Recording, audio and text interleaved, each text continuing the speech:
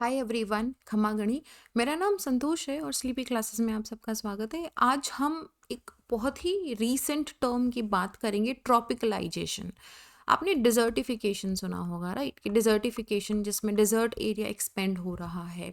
Now we keep reading about the climate change and its impact in the ecosystem, कि ecosystem में इस तरीके से चेंज हो रहा है।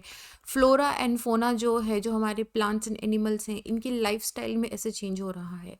तो उसी में एक नया टर्म निकल के आया है, ट्रॉपिकलाइजेशन। ट्रॉपिकलाइजेशन क्या होता है, क्या इसका socio economic and environmental impact है, इसके क्या कॉन्सिक्वेंसेस हैं। बट सबसे पहले ये टर्म किसने कॉइन करा है, मतलब क्या होता है और इसका क्लाइमेट चेंज से क्या लेना देना है। हम ट्रॉपिकलाइजेशन को डिटेल में बात करें उससे पहले ना थोड़ा सा बेसिक करते हैं। देखो, हर एक फ्लोरा एंड फोना जो होता है उसका एक नीश एनवायरनमेंट होता है, मतलब कि वो वहाँ पे सबसे ज़्यादा प्रॉस्परस रहेगा।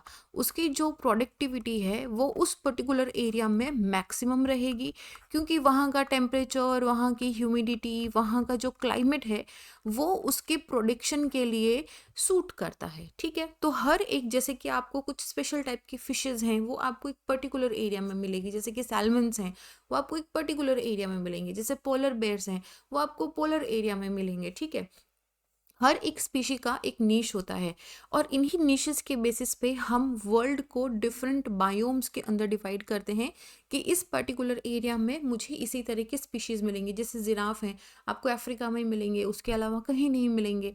ठीक है, समझ रहे हो बात?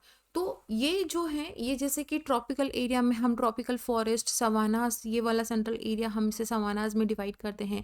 डेजर्ट एरिया मतलब जहाँ पे इवोपरेशन इज मोर देन प्रेस्पिरेशन, हम इसे polar high and mountain areas जहाँ पे हमारा टेम्परेचर बहुत हाई होता है, हम टेम्परेट ग्रासलैंड्स में, टेम्परेट डिसीडियस फॉरेस्ट में, कॉनिफरस फॉरेस्ट में, टुंड्रा में, इन सब में इसे डिवाइड करते हैं। तो ये तो मैंने बात करी है टेरेस्ट्रियल एरिया की। अब इसी तरीके से जो मरीन एरिया है, जो हमारे ओशियन एरियाज हैं, वहाँ पे भी इसी तरह का डिवीजन होता होगा, राइट? क्योंकि वहाँ पे जो ओशन है इसका, जैसे कि अगर हम ट्रॉपिक्स के अंदर बात करें तो यहाँ पे जो ओशन का पोर्शन बनता है, चाहे वो पैसिफिक हो, अटलांटिक हो, इंडियन ओशन हो, इनका यहाँ पे पोर्शन में टेम्परेचर हाई है कंपैरेटिवली। जैसे जैसे हम टेम्परेट एरिया में, हम पोलर एरिया में मूव होते जाएंगे, मेरा टेम्परेचर यहाँ पे फॉल होता जाएगा। इसका मतलब क्या है कि कुछ पर्टिकुलर टाइप की स्पीशी सिर्फ इस वार्म वाटर के अंदर ही सस्टेन करेंगी, वो इस कोल्ड वाटर में सस्टेन नहीं करेंगी, और कुछ तरह की स्पीशीज सिर्फ कोल्ड वाटर में सस्टेन करेंगी। अगर उनको वार्म वाटर में लाया जाएगा तो उनका प्रोटेक्शन कम हो जाएगा और धीरे धीरे वो स्पीशी बिल्कुल लॉस हो जाएगी। ठीक है, तो ये थोड़ा सा बेसिक है। अब क्या हो रहा है, ये वर्ल्ड के मेन बायोम्स है। अब क्या हो रहा है कि अब जैसे कि हम बात कर रहे हैं क्लाइमेट चेंज की, हम बात करते हैं कि जो हमारे ओशियंस हैं ये हमारी 90% तक की एंथ्रोपोजेनिक हीट, मतलब एंथ्रोपोजेनिक का मतलब क्या होता है, जो मैन मेड हीट है, इसको एब्जॉर्व कर लेते हैं। तो क्या हो रहा है, हमारा सी टेम्परेचर जो है वो राइज हो रहा है। ठीक है, सी टेम्परेचर राइज होने का मतलब क्या है कि ये जो वार्म एरिया है, जो हम ट्रॉपिकल एरिया की बात कर रहे थे, इसका एक्सपेंशन हो रहा है। मतलब यहाँ तक ये गर्म नहीं है, इसके ऊपर भी ये जो वार्म एरिया है इसका एक्सपेंशन हो रहा है। अगर देखो, अर्थ का वॉल्यूम बराबर है, पानी का वॉल्यूम उतना ही है, अगर कोई चीज़ एक्सपेंड हो रही है तो इसका मतलब क्या है कि दूसरी चीज़ कॉन्ट्रैक्ट होगी, कम होगी। तो इसका मतलब क्या है कि यहाँ पे जो टेम्परेट ओशियन है उसका एरिया इधर सदर्न वर्ड या फिर इधर नदर्न वर्ड में, पोलर पोलर साइड में शिफ्ट हो रहा है। Correct, okay. अब क्या हो रहा है, जैसे जैसे वार्म वाटर एक्सपेंड होता जाएगा, जैसे जैसे वार्म वाटर टेम्परेट एरिया में घुसता जाएगा, प्रॉपर्टी चेंज हो रही है, हो रही है ना, नीश एरिया चेंज हो रहा है। यहाँ पे पहले ये कोल्ड वाटर था, अब ये कोल्ड वाटर में वार्म वाटर से रिप्लेस हो रहा है। अब इस रिप्लेसमेंट से क्या होगा, यहाँ पे जो ट्रॉपिकल एरिया की स्पीशीज हैं वो इस टेम्परेट रीजन में शिफ्टिंग होना चालू हो जाएगी। That is one of the very very major and negative, mostly negative and sometimes positive consequences of climate change also. देखो, समझने की कोशिश करो, ट्रॉपिकलाइजेशन बहुत सिंपल है। ये एक हमारा जो क्लाइमेट चेंज है इससे अराइज हुआ ऐसा मरीन फिनोमिना है। ध्यान रखना, ट्रॉपिकलाइजेशन हमारा किसी भी तरीके से टेरेस्ट्रियल फिनोमिना नहीं है, हम सिर्फ मरीन की बात करते हैं, जहाँ पे ट्रॉपिकल एंड सब ट्रॉपिकल स्पीशीज़, मतलब मेरा ट्रॉपिक ऑफ कैंसर और ट्रॉपिक ऑफ कैप्रिकॉर्न के बीच में जो मरीन स्पीशीज़ हैं वो टेम्परेट एरिया में एक्सटेंड हो रहे हैं, उनकी रेंज एक्सपेंड हो रही है टेम्परेट एरिया में। और जैसे मैंने आपको बताया, अगर एक रेंज एक्सपेंड हो रही है तो दूसरी रेंज क्या होगी, कॉन्ट्रैक्ट होगी, रिट्रैक्ट होगी। तो जो टेम्परेट स्पीशीज़ हैं वो रिट्रैक्ट हो रहे हैं। तो ट्रॉपिकलाइजेशन एक्चुअली ग्लोबली देखने को मिल रहा है, और ये आपको हर एरिया में, ट्रॉपिकल टेम्परेट एरिया में भी और टेम्परेट एरिया में भी डिटेक्ट हो रहा है। हो कैसे रहा है, again I am taking you to this diagram. यहाँ वाला जो एरिया है ये एक्सपेंड हो रहा है वार्म टेम्परेट एरियाज के अंदर, और जो टेम्परेट एरिया है ये रिट्रैक्ट हो रहा है। बट रिट्रैक्ट होगा कहाँ होगा, जो पोलर है वहाँ तो बिल्कुल बर्फ जमी रहती थी क्लाइमेट चेंज से पहले, बट अभी जैसे आर्कटिक एरिया, इसमें आइस बहुत जल्दी से मेल्ट हो रही है, ग्लेशियर्स बहुत जल्दी से मेल्ट हो रहे हैं। तो क्या हो रहा है, ये टेम्परेट एरिया पोलर एरिया में एक्सपेंड हो रहा है, ठीक है, यहाँ से रिट्रैक्ट हो रहा है और यहाँ पे पोलर एरिया में एक्सपेंड हो रहा है। तो ये जो मरीन स्पीशीज जो टेम्परेट में रहते थे ये तो खिसक रहे हैं पोलर एरिया की तरफ, और जो ट्रॉपिकल सब ट्रॉपिकल में रहते हैं वो खिसक रहे हैं टेम्परेट की तरफ। अब कॉन्सिक्वेंसेज आप सोच सकते हो इसके क्या रहेंगे, जैसे कि ये एक सिंपल एग्जाम्पल, एक स्टैंडर्ड डायग्राम है इसका। तो इसमें आप देख सकते हो कि किस तरीके से जो स्पीशीज़ हैं उनका ट्रॉपिकलाइजेशन हो रहा है। जैसे कि ये जो डायग्राम आपको दिखेगा सिंपल सा, यहाँ पे देखो, जो ट्रॉपिकल एरिया में स्पीशीज़ हैं they are shifting towards the temperate region, ठीक है, ये टेम्परेट रीजन में जा रहे हैं। और जो टेम्परेट वाले स्पीशीज़ हैं they are slowly slowly shifting towards the polar area, ठीक है। अब इसमें सारे तरह के मरीन स्पीशीज़ आएंगे आपके, चाहे वो हमारे मैनग्रूव्स क्यों ना आए, डिफरेंट टाइप की फिशेस क्यों ना आए, रेप्टाइल्स क्यों ना आए, मैमल्स क्यों ना आए, सॉल्ट मार्सेस, सी ग्रासेस, हर तरह के स्पीशीज़, मरीन स्पीशीज़ इस तरह का एक ट्रांजिशन कर रहे हैं। हम आगे जाएं उससे पहले आप सबके लिए एक इन्फॉर्मेशन है। Today at 5 o'clock we are having a very very special workshop with for the geography optional student कि करंट अफेयर को कैसे लिंक किया जाए। For example, take this example only, tropicalization है। अब ट्रॉपिकलाइजेशन एक ऐसा बहुत ही सुनने में सेपरेट टॉपिक लगता है, but this is a topic जिसे आप मल्टीपल टॉपिक के साथ में लिंक कर सकते हो, क्लाइमेट चेंज के साथ लिंक कर सकते हो, impact of man on ecosystem कर सकते हो, इकोसिस्टम किस तरीके से क्लाइमेट से चेंज हो रहा है, आप इसे बायो एंड एनवायरमेंट ज्योग्राफी से रिलेट कर सकते हो, आप इसे हमारी जो वर्ल्ड इकोनॉमी है, वर्ल्ड इकोनॉमिक ज्योग्राफी है, उससे रिलेट कर सकते हो। तो आज की वर्कशॉप में हम यही सीखेंगे कि किस तरीके से न्यूज़ में दिखने वाले डिफरेंट टॉपिक जो बहुत आइसोलेटेड लगते हैं उसे आपको ज्योग्राफी ऑप्शनल के स्टैटिक पोर्शन से कैसे लिंक करना है, और किस तरीके से उसे अपनी आंसर राइटिंग के अंदर लेके आना है। Now these are two very very important thing to keep your answers at best at par from the other aspirants. तो अगर आपने रजिस्टर नहीं किया है, रजिस्ट्रेशन लिंक हमारी डिस्क्रिप्शन बॉक्स में दिया हुआ है। I will see you all guys at 5 o'clock. That is going to be a very very interesting session. Okay, now coming back to the topic. अब अगर हम ट्रॉपिकलाइजेशन के इकोलॉजिकल कॉन्सिक्वेंसेज की बात करें तो ये सिंगल स्पीशी पे भी हो सकता है, जैसे कि हर स्पीशी का बिहेवियर ऑल्टर हो जाएगा। आप खुद सोचो ना, जैसे अगर आप इंडिया में या फिर आप किसी ट्रॉपिकल एरिया में रहते हो, अब वहाँ से उठा के अगर आपको न्यूजीलैंड या फिर कनाडा में लगा दिया जाए तो क्या आपका बिहेवियर चेंज नहीं हो जाएगा वहाँ के टेम्परेचर के हिसाब से, वहाँ के क्लाइमेट के हिसाब से? The same impact is going to be on the marine species also. या फिर ये सिंगल भी हो सकता है या फिर होल इकोसिस्टम जो है वो भी चेंज हो सकता है। I will give you examples, proper examples के साथ इनकी बात करेंगे। बट ये जो शिफ्टिंग हो रही है कंटेम्प्रेरी क्लाइमेट चेंज की वजह से, इसकी वजह से इन स्पीशीज़ का जो आपस में इंटरेक्शन है वो ऑल्टर हो रहा है। कैसे हो रहा है? Again again think very very simply. पहले ट्रॉपिकल वाले स्पीशीज़ थे, अब वो जा रहे हैं टेम्परेट में धीरे धीरे धीरे धीरे। तो ऐसा तो है नहीं कि टेम्परेट के सारे पोलर में शिफ्ट हो जाएंगे, कुछ तो टेम्परेट की स्पीशीज़ यहाँ पे रहेंगे ही, और इनको आदत है सिर्फ अपने टेम्परेट की स्पीशीज से इंटरेक्शन करने की। बट अब ट्रॉपिकल वाले इसमें इंटरफियर कर रहे हैं, तो क्या होगा, धीरे धीरे ट्रॉपिकल के जो मरीन स्पीशीज़ हैं, जो टेम्परेट एरिया के मरीन स्पीशीज़ हैं, उनका आपस में जब इंटरेक्शन होगा तो उस इकोसिस्टम में एक नॉक ऑफ इफेक्ट होगा, उसमें एक स्टेबिलिटी के अंदर इम्पैक्ट आएगा, क्योंकि उनको आदत नहीं है। आपको बहुत पीसफुल एनवायरनमेंट में रहने की आदत है, और सडनली आपके पास में कोई रॉक स्टार आ गया जो दिन भर बैंड बाजा बजाता रहता है, will you not gate disturbed, right?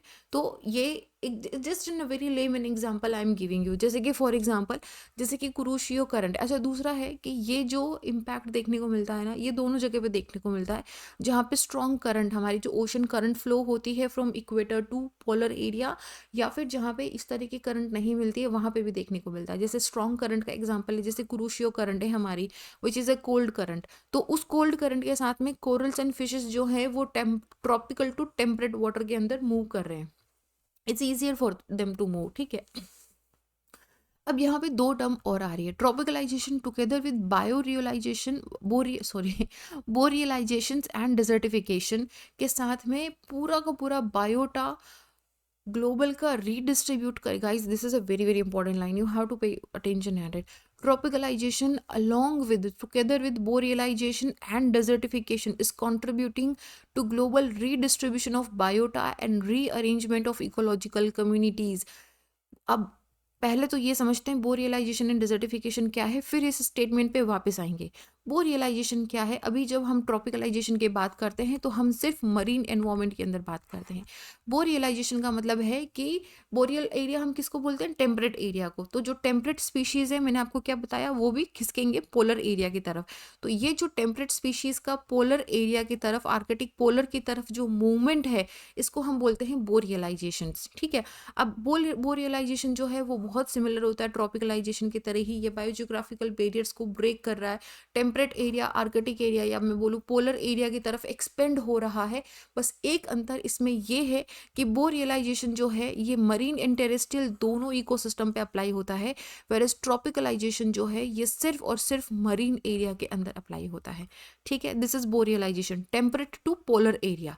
अब सेकेंड, डिजर्टिफिकेशन, हमने बहुत बार पढ़ा है, यूएन की इतनी ट्रीटीज हुई हुई हैं जो मैंडेटेड हैं, उनमें भी हमने डिजर्टिफिकेशन को पढ़ा है, यूपीएससी में क्वेश्चन पूछा गया है बहुत बार। हम डिजर्टिफिकेशन किस चीज़ को बोलते हैं, जब भी उस एरिया में अगर प्राइमरी प्रोडक्टिविटी में रिड्यूस हो जाता है और बैरन हैबिटेट बन जाता है, डेजर्ट एरिया बन जाता है, जहाँ पे कुछ उग नहीं रहा है, लैंड बैरन हो गई है, फर्टिलिटी बहुत लो हो गई है, सोइल इरोजन एक्सट्रीम हो गया है, तो उसे हम डिजर्टिफिकेशन बोलते हैं। अब ये डिजर्टिफिकेशन जनरली हम टेरेस्ट्रियल एरिया के लिए यूज़ लेते हैं ना, जैसे कि हम बोलते हैं कि जैसे भाई थार डेजर्ट है, उसका भी डिजर्टिफिकेशन हो रहा था, आसपास के एरिया में जहाँ पे डिजर्ट नहीं था वहाँ पे भी डिजर्ट एक्सपेंड हो रहा था, तो हम जनरली इसे टेरेस्ट्रियल एरिया के अंदर यूज करते हैं। But there is a term for the marine desertification also. Marine desertification बिल्कुल टेरेस्ट्रियल डेजर्टिफिकेशन की तरह काम करेगी, जहाँ पे ट्रॉपिकल एरिया में जो बायोटा है इसका लॉस हो रहा है। इक्वेटोरियल एरिया में कुछ एरियाज ऐसे बन रहे हैं जो जो जो वहाँ की जो हमारी टेक्सोलॉजी है, जो हमारे फ्लोरा एंड फ्योना है, उनके रहने के लिए it's too hot to stay, मतलब इतने गर्म हैं कि वहाँ पे वो स्पीशी रह नहीं पाती है, मतलब वहाँ पे वो एरिया बिल्कुल बैरन हो जाता है, वहाँ पे प्रोडक्टिविटी ज़ीरो हो जाती है, वहाँ पे जो भी स्पीशीज़ है वो मूव आउट कर जाती हैं, जैसे कि डेजर्ट के अंदर होता है, ठीक है।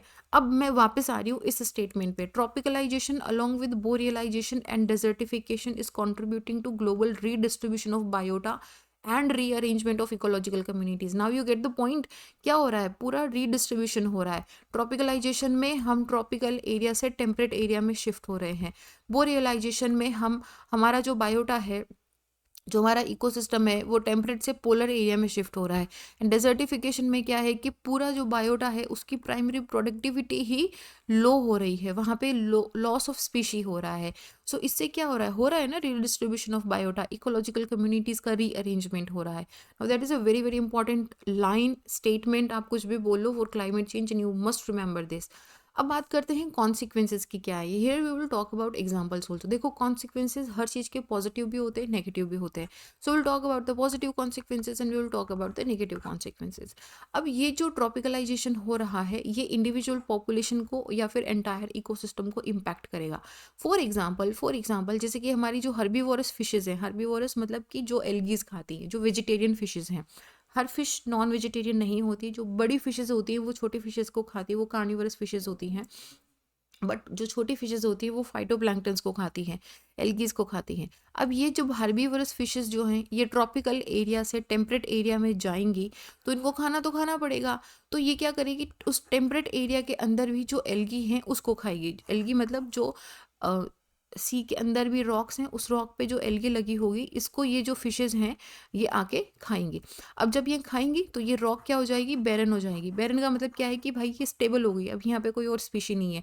तो यहाँ पे जो कोरल्स हैं उनके लिए एक स्टेबल ग्राउंड प्रोवाइड करेगी, उनको बोलेगी कि मैंने यहाँ से एरिया साफ कर दिया है खा के, अब तुम यहाँ पे आके सेटल हो जाओ।